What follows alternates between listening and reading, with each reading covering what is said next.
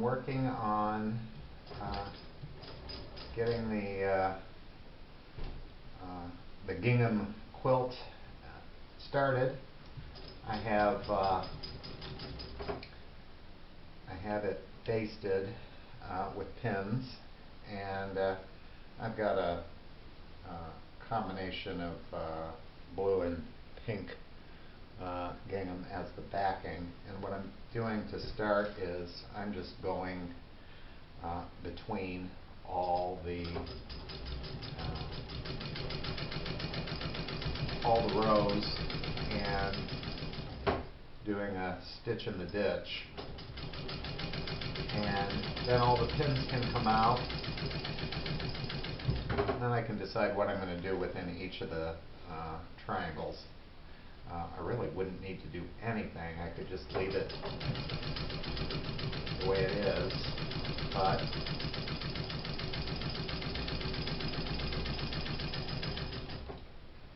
I'm never very good at keeping it simple. So I'll probably end up with something in there. This is approximately 60 inches square, the top, throw size, and I made it with a whole bunch of vintage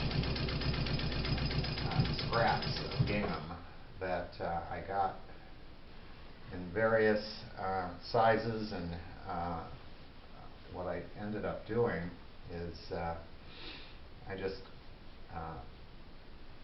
cut them all up into 60-degree triangles, and then started arranging the pieces until I got a design that I liked, which turned out to be essentially a giant hexagon. And then I did great big triangles on the edges to square it up. So I didn't start with a huge design. I had sort of an idea of what I was going to end up with, but the placement of the pieces was really somewhat determined by how much of each fabric I had. So it's not a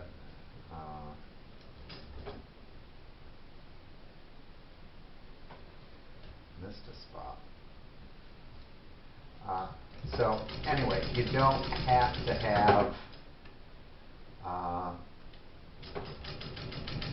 a huge, elaborate plan to begin with.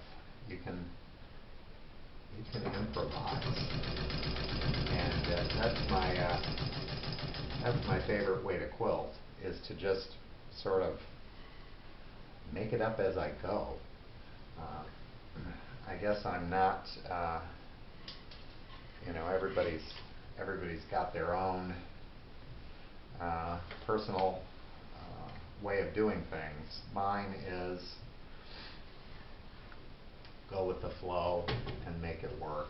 And I see people get so involved in trying to make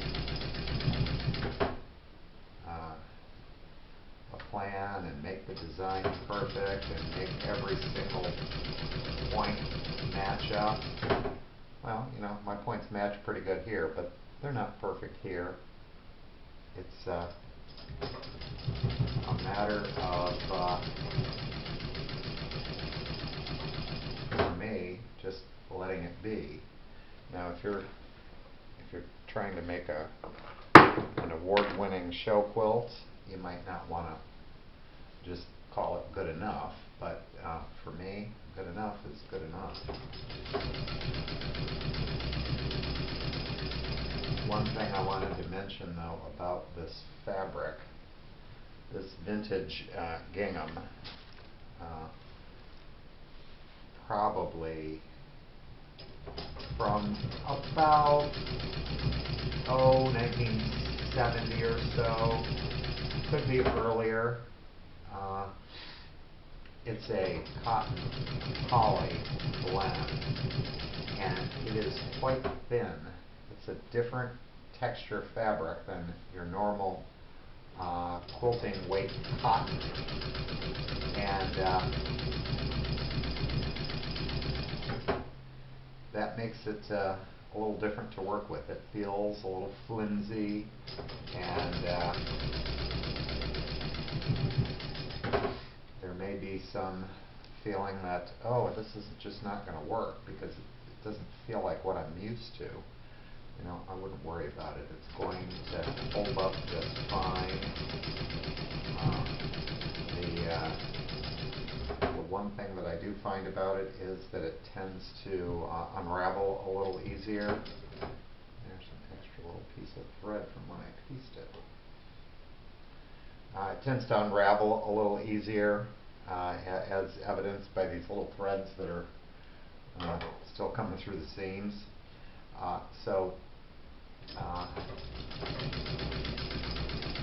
If that's going to be an issue for you, you might not want to use it. But you know, I'm an advocate of making a quilt with any kind of fabric that you have, and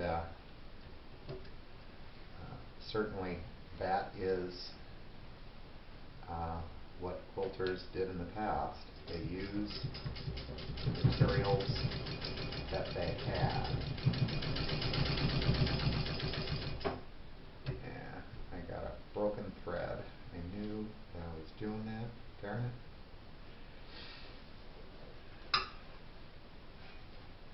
I went around the corner weird and pulled on it the wrong direction, and that broke my thread. So I'm going to have to start over there.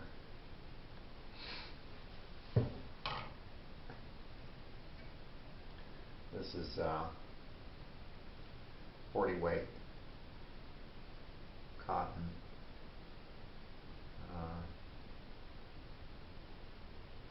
And a 90-14 top stitch needle, and that seems to be doing a fine job, except for right there where it broke the thread. Just get that extra broken bit out of there.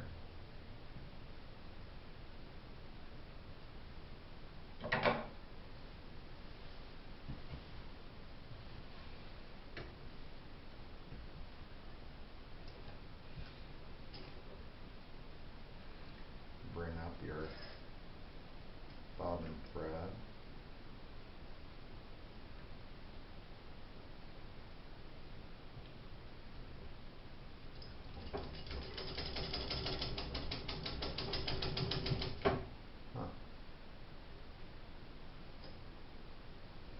Well,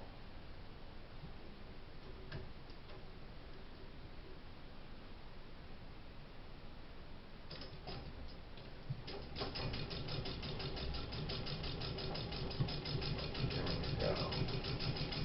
I'll tell you what I did wrong. I've been doing some other work on my white rotary treadle, and that machine runs the other direction. And after I turned the corner there, I started pushing the pedal and running the machine backwards, and that's what broke the thread. And after I started again, I was doing the same thing. That's why it took me a minute to get it started. So be careful. Different machines require different behavior.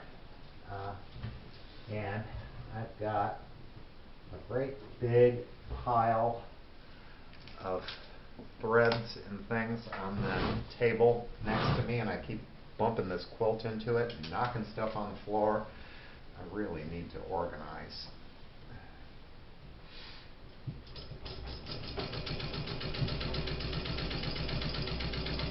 Most people will do their stitching in the ditch with a walking foot. I find that for me, see, I'm knocking more stuff on the floor. I find that for me, the walking foot actually, instead of preventing puckers, it actually sews puckers right in. So I do better with the free motion foot and just guide it in a straight line.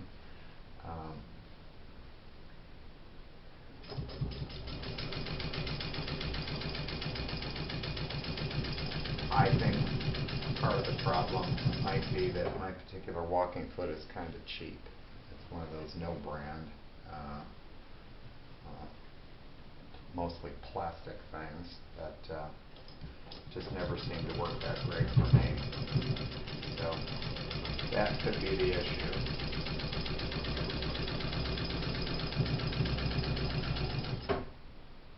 After I get all these lines done, I will go back, take out all the pins, and evaluate where I want to go from there.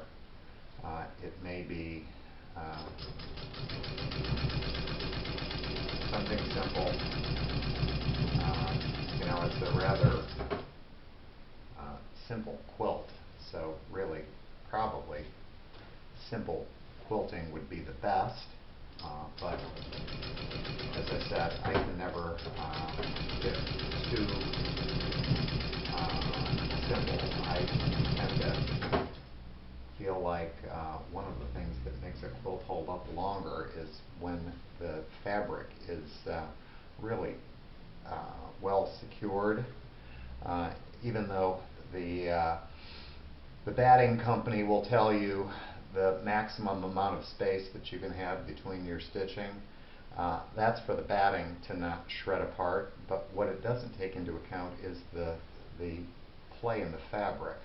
If it's not held down in several places, you'll have loose fabric that can slip and slide back and forth, and that friction and movement can actually wear the fabric out faster. More heavily quilted quilts, actually, I find, and I'm basing this on antique quilts that I've seen, the heavier quilted quilts hold up better. The piecing does not have the fabric deterioration on more heavily quilted quilts as I see on loosely quilted. That's quite a generalization, but it's based on observance of old quilts. So I like to put in a lot more quilting than the minimum that the package tells you you're allowed to put in. Having said that, there's nothing to say you can't just stitch between these blocks, and that would be, visually it would look like enough.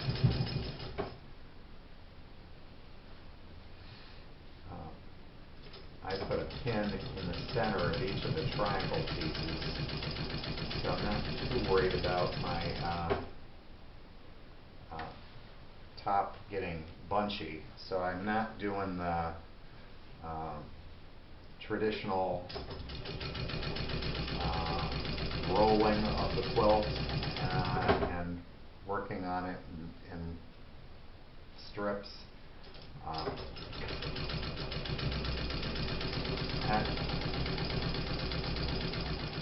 That's effective for many people, but for me, it just feels like I spend more time arranging the quilt than I actually do quilting it, and I'm really too impatient for that.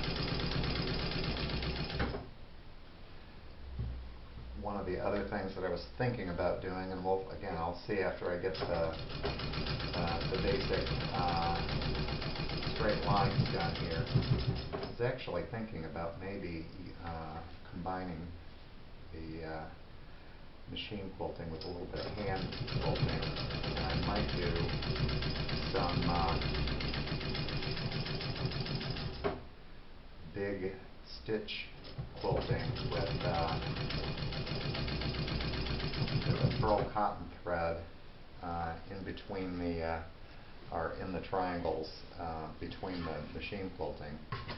The reason for that is that the thicker pearl cotton thread would stand out quite a bit. So again, I haven't decided that I'm going to do that, but it's something that I'm thinking about. So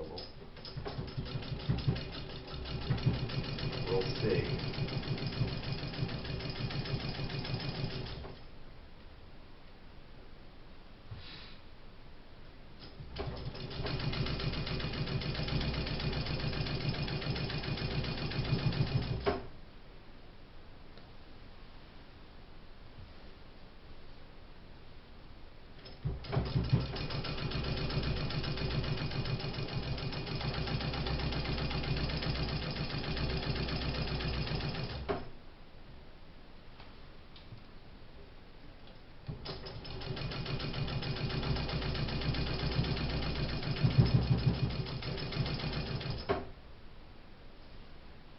The reason that I'm using this machine today is one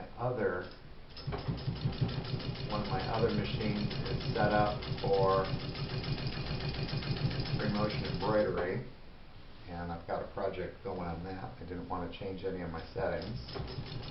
I've got another quilt started on a different machine, and again, I didn't want to have to switch, so I've kept that one, and that was a Singer 127. I've kept that one all set up and ready to go for the other quilt, and I've got another treadle base with a machine that I'm working on. That's a vintage, but not nearly as old, Bernina, and that one has decorative stitching and all kinds of things on it that'll be able to run in the treadle. I just need to get the timing adjusted on that one. It seems to be off a little bit, and I'm breaking threads occasionally. And this one is really a good one for straight lines. I've got different machines perform differently for different functions, and this one for me really does a good job. Just your basic straight line stitching.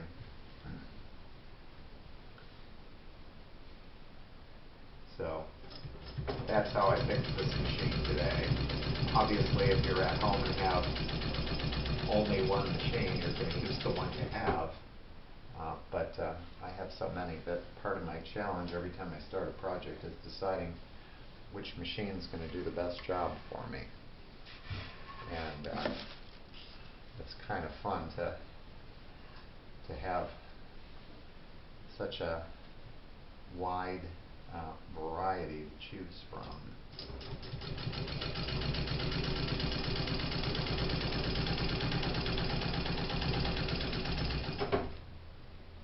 What is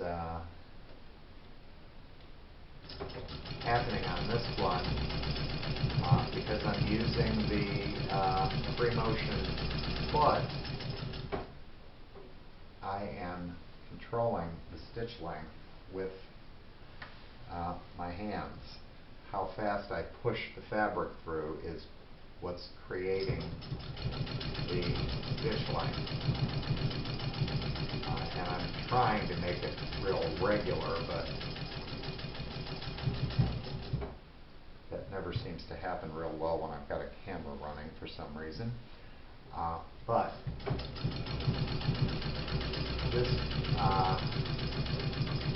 machine, I can't drop the feed dogs, so I have the stitch length set to the shortest possible stitch length that it'll go, but it also would work without doing that. The foot's got a a lot of give to it, and I've got the top pressure pretty loose. I don't know if you can see how much that pops up and down. So there's not enough pressure on the on those feed dogs to make them engage and pull the fabric through. So what's making the fabric move is how hard I push with my hands.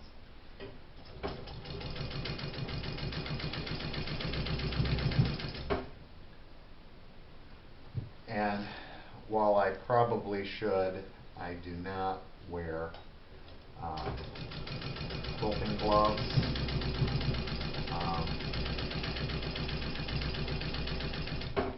I do sometimes, but they just drive me crazy. On this quilt, I'm not going to tie my threads through. I'm going to cut them off. And so what I do when I get to the end of the spot where I need to cut them off is this machine doesn't have a forward and a reverse, so I do a couple of little stitches back and forth to sort of create a lock stitch, and then just trim it off. So anyway, lots more back and forth with the straight lines to get done, and then at some point soon I'll show you the what I decide to do with the actual quilting design. I got some goopy on that I'll have to try and clean off. Anyway, back soon. I have done the basic marking on this because I was just afraid I would lose my mind and start putting my feathers in the wrong direction. So I just quickly did a scribble on there using a Crayola washable marker. And I always wash my quilts when I'm finished anyway. So I have no trouble with using one of these washable markers. Now they actually require washing. That doesn't mean just spritzing it with water or soaking or rinsing. When it says washable, it means washing. That means it goes in the washing machine with detergent, and that's what washes the markings out. And I've never had any trouble getting them out by doing that. The reason that I like them is they're cheap. They are easy to mark with, and they're easy to see. So I use dark blue, and have no trouble seeing it. And I really don't need to follow those lines exactly, but it is nice to have a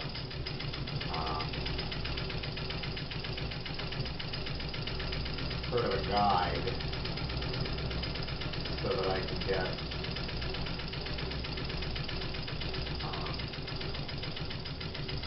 the basic shape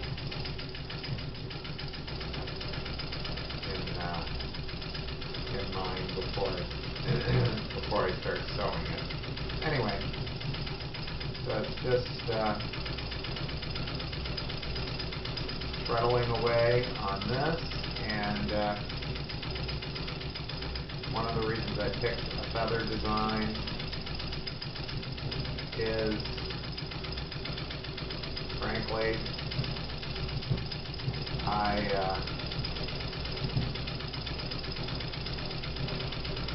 I find them easy to do.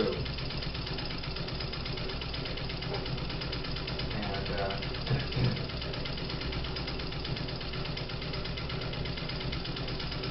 I didn't want anything that was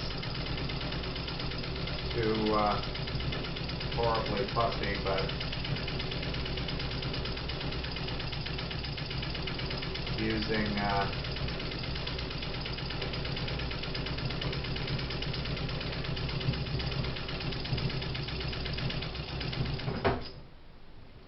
using white thread, I think that it's not going to look real overly done or too fussy. I think it's going to sort of just blend away pretty much. There's so much white in gingham anyway that the white thread will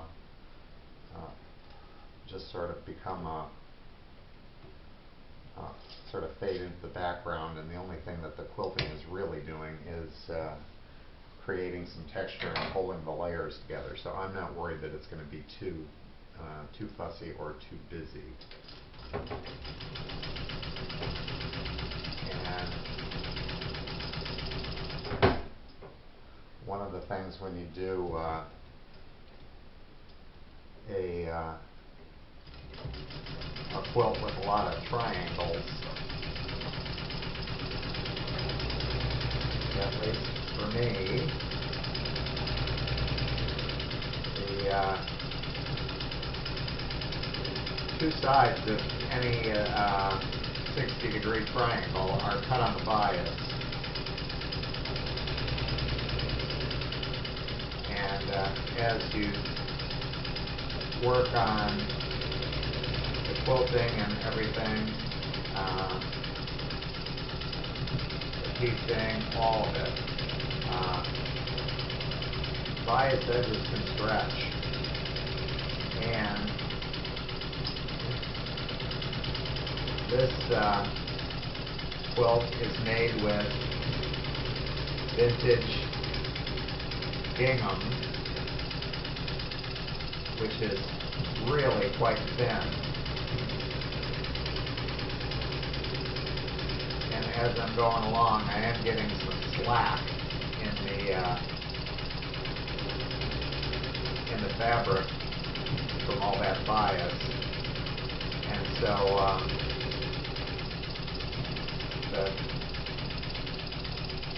the quilting needs to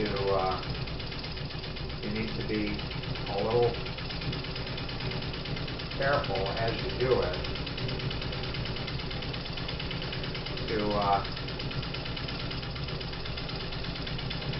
flatten that stuff out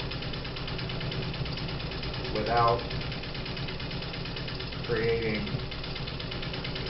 puckers.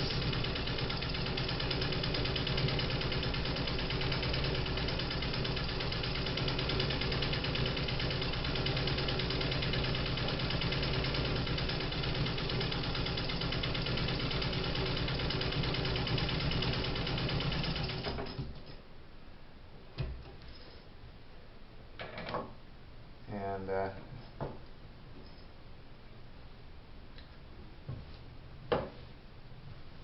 I'm sort of going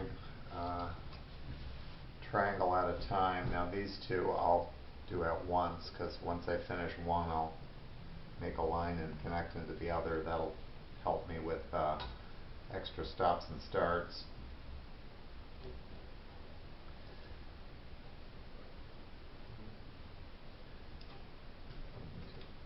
There we go. Get that bobbin thread up from the bottom.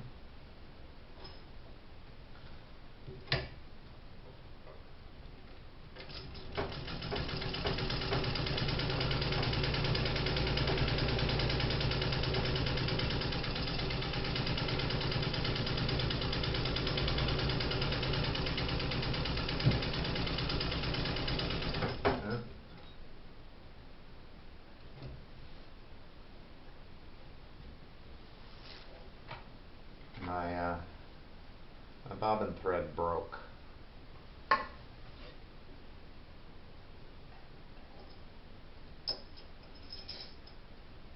not sure why.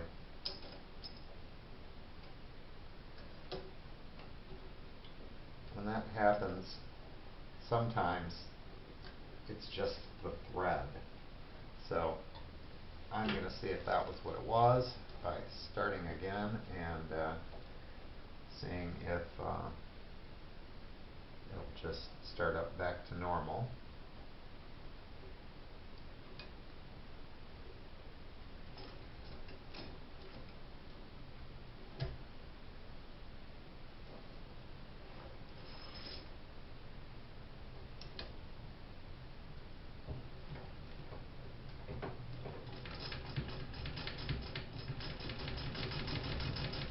Yeah, it looks like that's all it was. Sometimes there's a flaw in the thread itself that causes a break, and I think that's probably what it was. So I'll keep it going and let you see how it turns out soon.